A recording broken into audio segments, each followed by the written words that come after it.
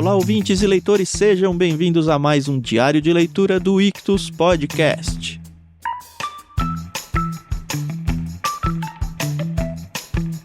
Eu sou o Thiago André Monteiro, @vulgutan, e estou aqui com a Carol Simão para conversar com vocês sobre os irmãos Karamazov de Fyodor Dostoiévski.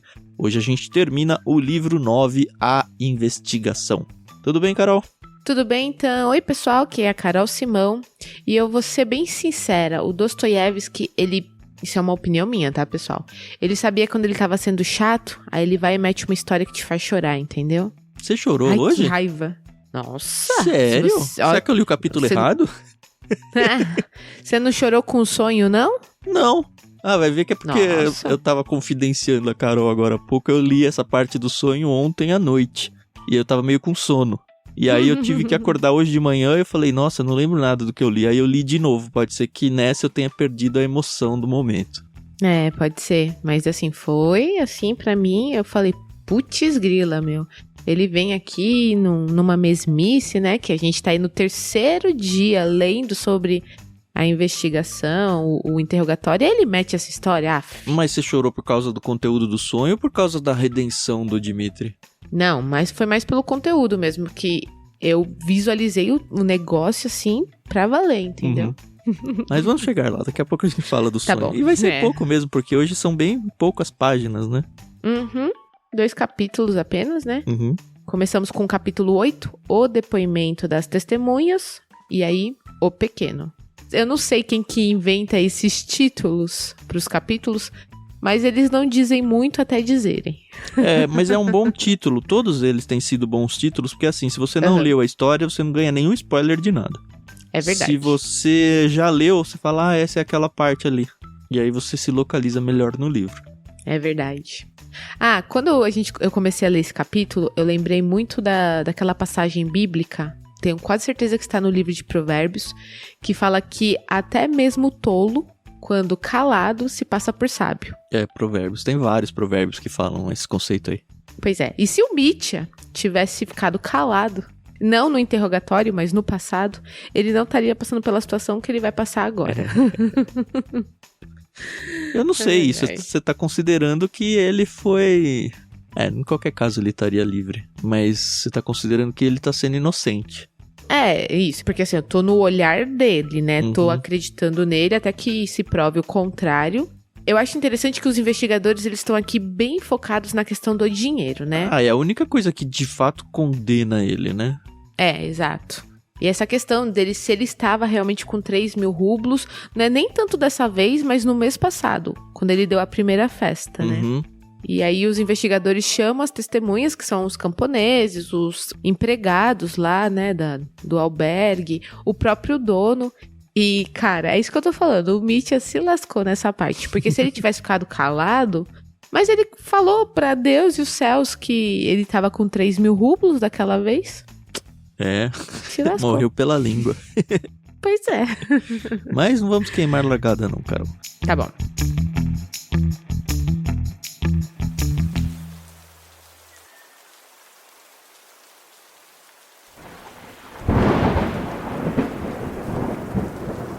A gente entrou aí o capítulo 8, o depoimento das testemunhas, o pequeno, porque a gente passou, acho que foram 3 capítulos, né, de investigação só de interrogatório do Dmitri. Isso. E agora ele ficou do ladinho ali. É interessante isso. Eu tive a impressão de que ele, Dmitri, ouviu o depoimento das testemunhas. O que também é bem bizarro, né? Deveria ser meio que escondido, eu acho, pra ele não criar uma história que casa com o depoimento das pessoas, né? Se ele não sabe o que as pessoas disseram, fica muito mais difícil tentar inventar história. Pois é. Mas parece que, pelo jeito, a justiça funciona assim lá na Rússia. Não, e assim, é muito mais interessante que ele não apenas ouvia, mas vez ou outra, ele se metia, né? Mas muito pouco, né? Tem trechos que fala que basicamente ele ficou quieto ouvindo as pessoas ali e pronto. Pois é, mas quando chamam o Trifon, o dono, né, da pousada, albergue que ele tava, ele mesmo fala, o Mitya fala, né? Vamos, você tem certeza? Eu lhe disse categoricamente que tinha 3.000 rublos. E aí o cara fala, Disse sim. Essa é a pergunta recorrente dos investigadores, né? Pra todo mundo eles perguntam quanto dinheiro ele tinha. Era basicamente só nisso que rolava o interrogatório, esse depoimento. E passaram aí, né, o dono do albergue, o Trifon aí, passou, você lembra a ordem? Mais ou menos que eu lembro foi o Trifon primeiro, né? Em seguida, acho que chamou alguns empregados, né? O Stepan e Semyon. Que também não agregaram nada, né? Eles chamaram os poloneses que estavam presos naquela salinha ali. E aí você descobre que o grande amor da vida da Grunchen é um veterinário. E eu tinha esquecido o que era Pan. Pan é homem, né? Isso. Toda vez que eu lia Pan aqui, o que ele tá... Porque pra mim Pan é do Peter Pan, que é tipo o elfo da floresta. Não elfo, né? Mas aquele negócio do Shakespeare, né? Você ainda é muito erudito. Quando eu penso em Pan, eu penso na massa de pizza. Não, porque você tem aquele Sonhos de uma Noite de Verão, acho que é do Shakespeare. Que tem o Pan, que é o cara que vai gerar toda bagunça lá. É verdade, é verdade. E pra mim é aquele espírito livre da floresta. Então, toda vez que eu lia Pan, eu ficava tentando encaixar esse conceito. Não encaixa. E aí depois que lá na frente ele usou umas 3 ou 4 vezes, aí eu lembrei, teve um capítulo que ele explicou o que era Pan, né? Que é tipo um senhor, um homem. É, tipo, isso aí.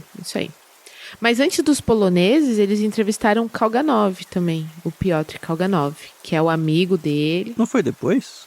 Não, tá aqui, ó, na página 567. É verdade. Kalganov, quando chamado, entrou contrariado, sombrio, caprichoso e falou ao promotor e a Nikolai. E aí ele também, na verdade, infelizmente, nenhum desmente a questão dos 3.000 rublos, mas também ninguém acrescenta muita coisa. O capítulo meio abre assim, né? O ponto fundamental que atraía toda a atenção dos interrogadores continuava a ser a questão dos 3.000 rublos. Mas todos os testemunhos até o último revelaram-se desfavoráveis a Mitya. Nenhum lhe foi favorável. E aí depois que os poloneses entraram, que a gente descobriu profissão, nome, tudo bonitinho, eles estavam meio que com medo por causa dos 200 rublos lá que eles pegaram no jogo. Mas também... porque quando eles roubam no jogo lá, lembra? Ameaçam eles. Vocês vão pra Sibéria, que é a prisão. Isso. Porque, pelo jeito, não é legal jogar, mas, obviamente, é ilegal roubar no jogo. Mas os investigadores não estão nem aí pra isso. Então, foi uma aparição bem tímida aí dos poloneses na história. Mas o polonês, o ex da Grutchenka, ele falou uma coisa que eu tinha esquecido. Que o Dmitry tenta comprar a Grutchenka. Ele promete pra ele, acho que 600 rublos naquela noite, 700, uma coisa assim, e 2.000 e tantos mil rublos no dia seguinte. E aí ele começa, mas quem disse que era no dia seguinte? Não, você falou que era no dia seguinte. Mas eu não tenho esse dinheiro, o Dmitry falando, né? Eu ia te dar uma terra minha. Não, é aquele acordo que ele tentou fazer quando ele viajou para tentar negociar os direitos à terra, lembra? Ele falou, a gente tá na justiça e tal, vale muito mais, mas aí eu passo tudo para você e quando ganhar a justiça, é seu. Era isso. Essa é a carta que ele usa com todo mundo, né? Nossa, com todo mundo, né? E aí fica naquela coisa, né? Eu acredito que o Nikolai, que é o que tá investigando mesmo, ele acredita no Mitya. Que realmente o Mitya, ele... pode até ser inocente. Não sei se ele acredita, mas ele não tem claramente condenado, né? Só que as provas, elas estão ficando muito irrefutáveis. E o Mitya tá se enrolando cada vez mais, né? O Nikolai é o juiz, né? Não é o promotor. Isso. O Nikolai é o juiz. E aí eu não sei falar o nome do outro lá, que é o promotor. Que são os dois que estão sendo responsáveis aqui pela investigação. Aí depois dos poloneses entra o Maximov, que eu não gosto dele. O Maximov é o velho, né? Que tava com a Grunchenka, né? Se consolando. Eu marquei aqui, né? Então chegou a vez do Maximov, fala ali, entrou intimidado e tal. A pergunta direta de Nikolai Parfenovitch é saber se ele sabia exatamente quanto dinheiro Dmitry Fyodorovitch tinha em suas mãos, pois ele pudera ver de forma mais clara que todos os outros ao emprestá-lo. Maximov respondeu categoricamente que Mitya tinha na mão 20.000 rublos. Comecei a rir muito. Meu Deus. Falei, nossa, sem noção total, né? Total, não, total. E aí perguntam, mas como? Ah, é porque minha mulher, quando vendeu a nossa propriedade, ela veio com um maço lá de dinheiro e era igualzinho. Eu falei, esse cara é um banana. Esse aí os caras riram na cara dele, ignoraram o depoimento e falou, não dá pra pagar aí, né? Muito ruim. Enfim, tem gente assim no mundo. Essas pessoas... Não, mas é legal, porque essas pessoas, elas dão uma diversão pro mundo, né? Né? Nem elas se levam a sério, porque não dá.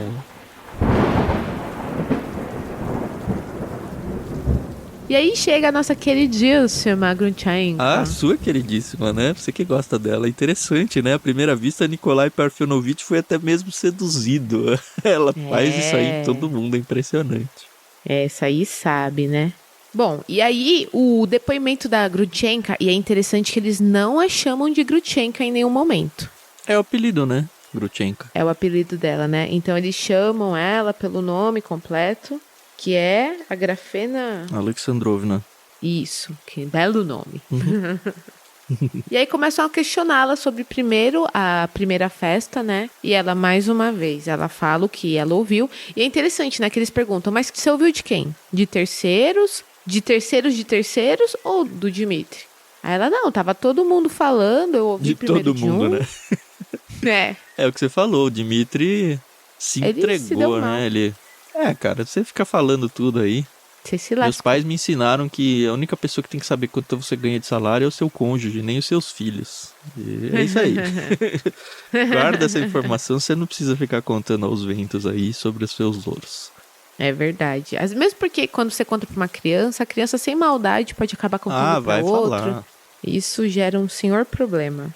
E aí a Grutchenko fala, né? Ela fala que ela não gostava do Dmitry, mas que ela também não gostava do pai dele, só que ela fazia graça porque ela sabia que o pai tinha ciúmes e que ela, na verdade, estava encantada era por outro, né? Que era o polonês, mas que não deu certo. Enfim, ela contou aí o quão promíscua ela é e aí... Sabendo disso, que ela é bem ciente das ações dela, ela fala, mas não quero falar da minha vida pessoal aqui não, tá? Deixa a minha vida pessoal de lado. Mas ela meio que se encerra falando que tá, sim, apaixonada pelo Dmitry, né? Sim. Ela conta, acho que como era, que ela tava brincando, mas que, no fim das contas, tipo, ela ainda tava do lado dele. Ela não abandonou ele lá e falou, você se ferrou aí, eu não tenho nada a ver com isso, vou ali comprar cigarros, é isso aí. E aí, nesse momento, o Mitya fala, não, eu posso falar uma coisa? Eu posso falar aqui uma coisa? E aí o Nikolai deixa, né? E aí ele fala, Grafena Alexandrovna, acredita em Deus e em mim. Eu sou inocente na morte de meu pai, assassinado ontem. E aí achei interessante, né? Porque aqui fala que ela levanta, se benze religiosamente diante da imagem do Mitya, né?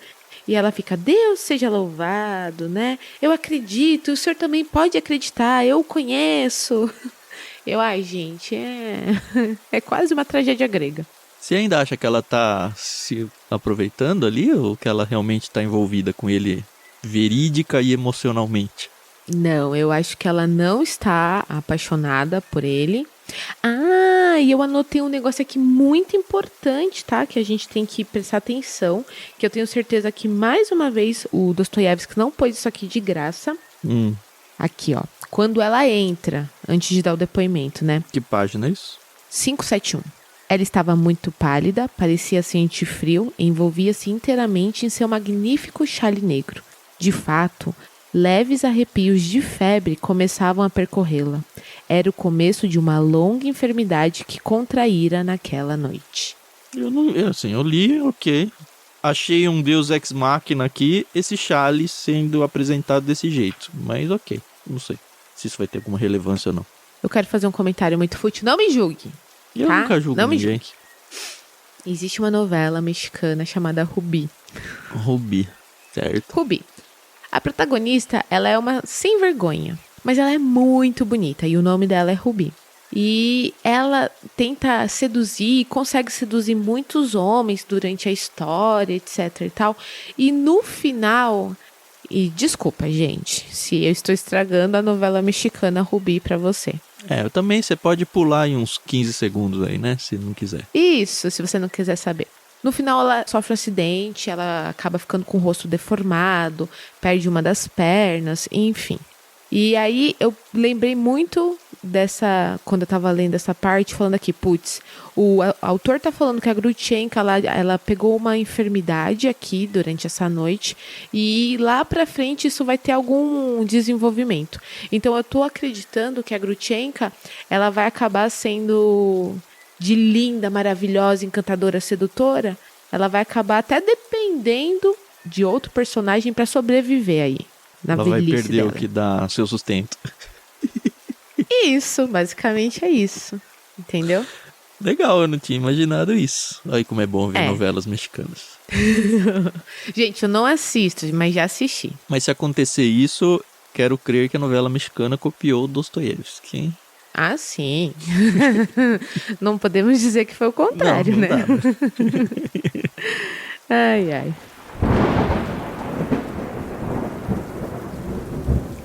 Bom, então, depois da Grushenka, o Mitch, ele estava muito tranquilo, parecia até mesmo totalmente reconfortado, mas só por um instante. Uma espécie de estranha falência física apossava-se dele cada vez mais. Seus olhos se fechavam de cansaço, afinal de contas, ele passou a noite acordado, bebendo, né, farreando. Uma hora a conta chega, né? E aí, essa é a parte muito interessante, que enquanto eles estavam ali redigindo as atas, né, passando a limpo, né, os rascunhos, ele foi se deitar numa arca que tinha ali perto, né, num cantinho, tinha uma arca e ele se deitou ali. E ele acabou dormindo, e ele teve um sonho muito estranho. E nesse sonho, ele tava... Você quer falar ou você quer que eu fale? Não, pode contar, você se empolgou pra caramba com o sonho, vai lá. Vai ser muito mais legal. Não, realmente eu tive que ler 2 vezes para entender direitinho o que estava acontecendo. Então ele estava viajando por algum lugar, numa estepe, onde a sua tropa se aquartelava outrora havia muito tempo. Então era tipo foi um sonho meio com realidade do que ele já tinha vivido. Uhum. E aí eles passaram por um lugar, eles estavam a cavalo e tal, e eles passaram por um lugar onde tinha algumas cabanas. Só que metade dessas cabanas estava queimada, então você imagina um cenário assim bem pós-guerra. Foi como eu imaginei. Então tinha casas queimadas, tinha uma galera ali sofrendo. E aí ele se depara, e ó, já tô toda arrepiada, só de relembrar. Ele se depara com uma mulher, e essa mulher, ela tá aparentando assim, também tá com frio, tá cansada, tá meio que doente ali, desolada.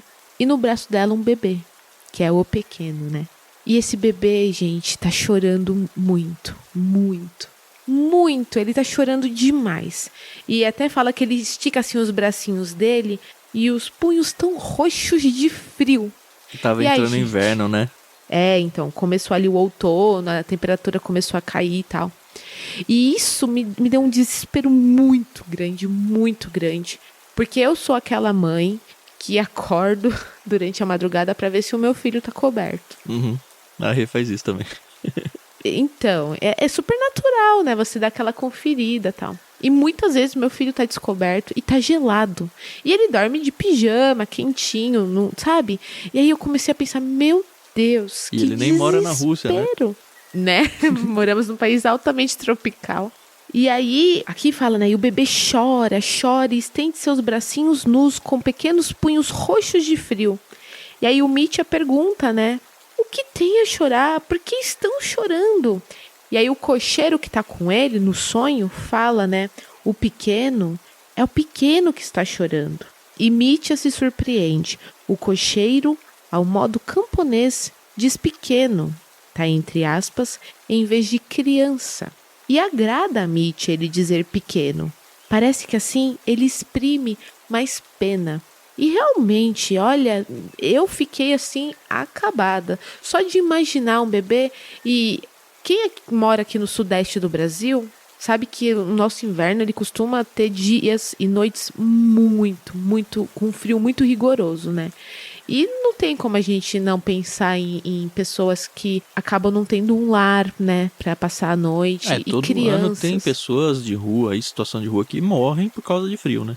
Exato. E é engraçado que a gente tá gravando esse episódio hoje, foi considerada a noite mais fria do ano de 2021.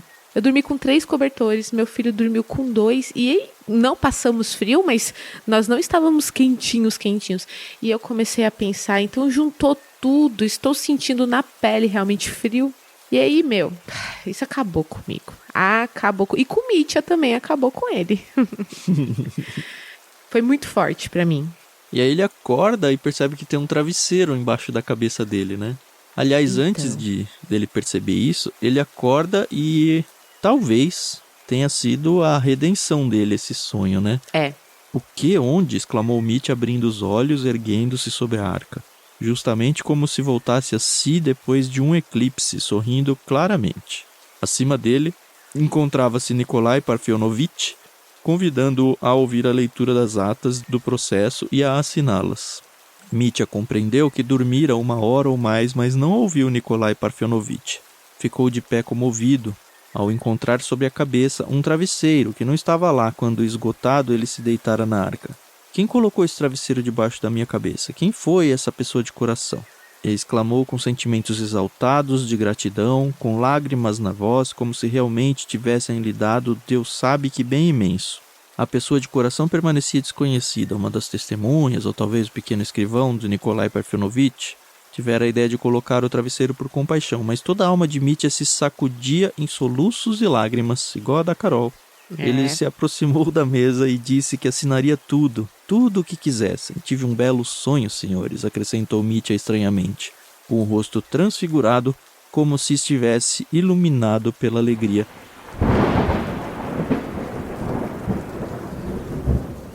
Eu só queria falar mais uma coisa em relação ao sonho. Enquanto ele sonha, ele se faz perguntas que eu acho que todos nós já fizemos para nós mesmos em alguma situação. Existe um poema de um autor brasileiro, que eu não vou lembrar agora de quem é, que fala sobre que ele viu um animal que estava remexendo no lixo, etc e tal, e no final era um homem. Uhum. E aí o Mitya, ele faz esse tipo de pergunta, né? Por que há mães vítimas das chamas? Por que as pessoas são pobres? Por que o pequeno é pobre? Por que a steppe está nua? Por que as pessoas não se lançam nos braços umas das outras? Por que não se beijam? Por que não cantam canções alegres? Por que a sombria infelicidade as tornou tão sombrias? Por que não alimentam o pequeno? Então, mais uma vez, nessa questão da maternidade, né? E a Bíblia fala, né? Que pai que, quando o filho fala que está com fome, não dá pão, né? E eu não suporto ver pessoas em situação de rua, principalmente crianças, que chegam, e acho que quem mora em cidade grande, principalmente, já passou por isso, que bate ali na porta, ô tio, me dá uma moeda para comer um pão. Uhum. Isso acaba comigo num nível, eu não consigo lidar bem com esse tipo de situação. E acho que por isso que eu fiquei muito sentida. Porque o Mitya, até então, eu acho que ele nunca tinha visto ou analisado que existem realmente pessoas que vivem numa situação muito deplorável, né? E aí, antes dele acordar, ele ouve a voz da Grutchenka, né? Eu também vou com você. Não vou mais deixá-lo. Estou sempre ao seu lado por toda a vida. Logo que ele contempla essa situação aí, ele fala, no fundo o Mitya sente que por mais insensatas, isso ele tá dentro do sonho ainda, né?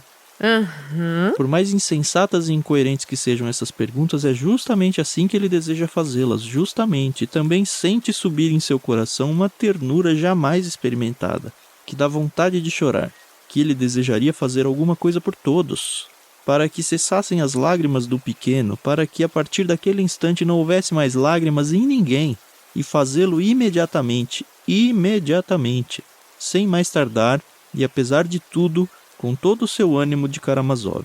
Aqui que eu entendi que foi, caiu a ficha da realidade do mundo para ele.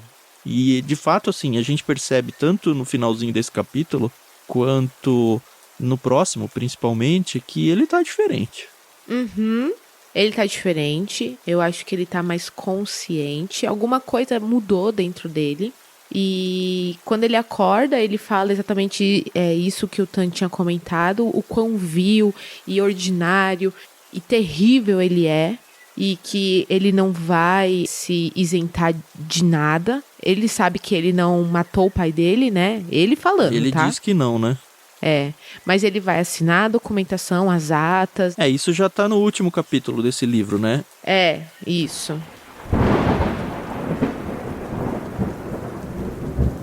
O Mitya é levado, é exatamente isso, é super curtinho esse capítulo, tem 4, 5 páginas. Aham. Ele tá entregue, né? Ele fala: o que desejarem, senhores, eu não os culpo, estou pronto. Compreendo que não lhes resta mais nada a fazer. E aí eu destaquei um trechão, eu vou ler inteiro aqui. Tá bom. Esperem, interrompeu Mitya subitamente, dominado por um impulso irresistível. Disse a todos os presentes na sala: senhores, todos nós somos cruéis, todos desnaturados. Todos nós fazemos os outros chorarem, as mães, os bebês a mamar. Mas de todos, que isto agora seja garantido, de todos eu sou o mais imundo dos vermes. Que seja. A cada dia de minha vida, batendo no peito, eu prometia me corrigir, e todos os dias cometia as mesmas maldades. Agora compreendo que a pessoas como eu é preciso um golpe de sorte, para dominá-las por meio de uma força exterior. Jamais eu me levantaria sozinho. Mas eis que explodiu a tempestade. Aceito a tortura da acusação e a minha desonra pública. Quero sofrer e me purificar com o sofrimento. Talvez eu me purifique, não é verdade, senhores? Em todo caso, ouçam pela última vez. Eu sou inocente na morte do meu pai. Aceito o castigo, não por tê-lo matado, mas por ter querido matá-lo, e talvez realmente eu viesse a matá-lo. Todavia, da mesma forma, eu tenho a intenção de lutar contra os senhores, isso eu lhes digo. Eu vou lutar até o fim, depois Deus nos aparte. Adeus, senhores, não me queiram mal por ter gritado durante o interrogatório. Oh, eu ainda era tão estúpido, então agora serei um prisioneiro. Agora, pela última vez, como homem livre, Dmitri Karamazov lhes estende a mão ao dizer-lhes adeus. Eu digo adeus aos homens. Eu acho que resume tudo esse capítulo aqui. Ele é levado para uma carruagem lá, alguma coisa a cavalo. Isso, uma troika. Ele tenta se despedir de várias pessoas. É interessante a reação dessas pessoas em se despedir dele, né? Ele pede para ver a Grutchenka, eles deixam e aí ele reafirma de novo que ele é inocente. E ela reafirma o amor por ele, diz: eu vou ser sua. Enfim, tem um papo aí entre eles super curtinho, mas bem bonitinho, eu achei. E ele tenta se despedir do dono da pousada lá e o cara tá muito irritado. Não sei porque, se ele não recebeu ou porque aconteceu tudo aquilo ali, não sei. Não deu pra sacar. E aí ele é levado, né? Vai voltar lá pra cidade deles, né? E agora a gente vai conferir o que vai acontecer. Talvez aquele salto de tempo, né? E tem um último destaque que é a reação do Kalganov, né? Que é o amigo dele, o jovem de 20 anos lá. Do nada, adeus, Dmitri Fyodorovitch. Adeus, gritou de repente a voz de Kalganov, surgido de improviso em algum lugar. Correndo a troika, ele estendeu a mão a Mitya, sua cabeça estava descoberta. Mitya ainda teve tempo de tomar a mão e a apertá-la. Adeus, querido menino. Eu não vou esquecer a sua generosidade, exclamou Mitya ardentemente, mas o carro se moveu e as mãos se separaram. O sino da troika começou a tilintar, Mitya era levado. E aí o Kalganov, ele corre, se senta num cantinho, baixa a cabeça, cobre o rosto e começa a chorar copiosamente, assim, né? Muito estranho. E interessante é que o autor ainda fala: ele estava quase convencido de que Mitya era culpado. E aí, essa informação é interessante, porque a gente fica pensando que ele acha que o Mitya está sendo tratado injustamente, mas não, né? Não. Ele está só sofrendo, talvez, porque pelo amigo ter feito tudo aquilo, então... E aí você vê a última frase de sofrimento do próprio Kalganov, né? Então, o que são as pessoas? Afinal, o que podemos esperar da humanidade? Exclamava de forma incoerente, sentindo amargo desânimo, quase desespero. Naquele instante, não tinha nem mesmo vontade de viver. Nossa. Isso vale a pena? Isso vale a pena? Exclamava o jovem aflito. Eu achei bem estranho isso, porque não tinha parecido uma amizade tão forte entre os dois. Mas aparentemente o Kalganov gosta demais dele, ou tem alguma coisa aí que a gente não sabe que fez ele repensar a vida, não sei. Pois é. Vamos descobrir nos próximos episódios, espero. Dostoiévski tá devendo muita coisa pra gente, tá? Tá devendo aí Ivan, a Liotia. A questão é, ele tá abrindo um monte de pop-up e eu quero ver se ele vai fechar todas as janelas. Mas assim... A julgar pela quantidade de páginas que ainda falta, acredito que sim, hein? A gente tá entrando 585, né? O livro vai até 900, dá tempo de escrever um bom romance aqui ainda. Dá? E como dá?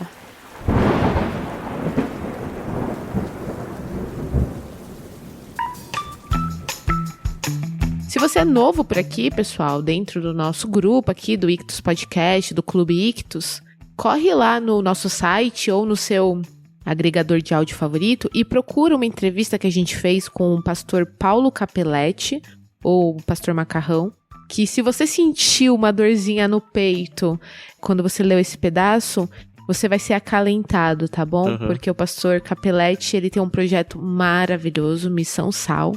Uhum. Ele trata exatamente com pessoas que vivem, que são consideradas, né, à beira da sociedade. E que loucura até você falar uma coisa assim, né? Porque é gente como a gente. E ele abriu a casa dele para receber essas pessoas. Então a gente teve a oportunidade de conhecer o projeto, ele, a família dele.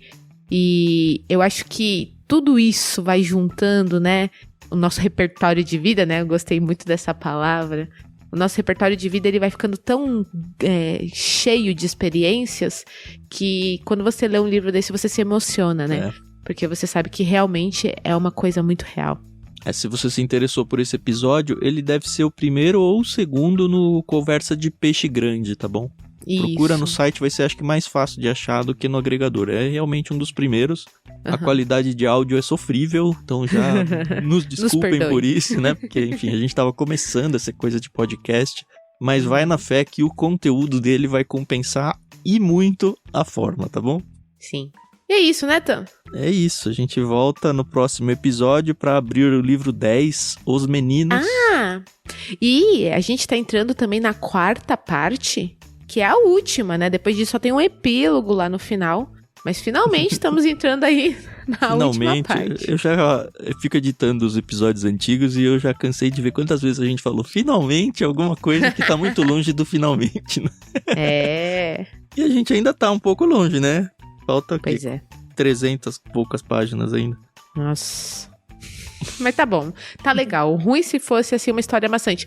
Apesar, gente, que vamos ser sinceros, né? Um clássico só é clássico porque, apesar do tamanho dele, ele não é maçante. A gente viu isso com o Grande Sertão Veredas e estamos vendo isso agora com os Irmãos Karamazov. Aliás, só pra deixar pontuado, aquela cena do sonho, me lembrei muito de uma das cenas no Grande Sertão Veredas. Eu sei que aqui nesse livro é frio e no Grande Sertão é sertão, né, calor. Mas a questão da pobreza e destruição quando o bando chega numa cidade lá. Não sei se você lembra disso, mas pra mim na hora veio assim. É bem legal ver essas pontes que a gente cria meio que sem querer. Que a gente conhece o menino lá, o Birigui. Essa mesmo. Verdade. Eu nem lembrava do nome do menino, mas... Então tá bom. Até mais então, galera. Lembrem-se, a gente tem lá o canal no Telegram para você seguir com as leituras com a gente. Normalmente a gente costuma postar lá um pouquinho antes do que publica o podcast, o áudio. Então se você quer ter acesso a isso um pouquinho antes, fora os sorteios e números que a gente costuma fazer lá também, acessa lá t.me/clubeictus. Só isso. Até amanhã. Até amanhã não, né? Até o próximo. Isso aí. Tchau, pessoal. A gente se ouve no próximo episódio.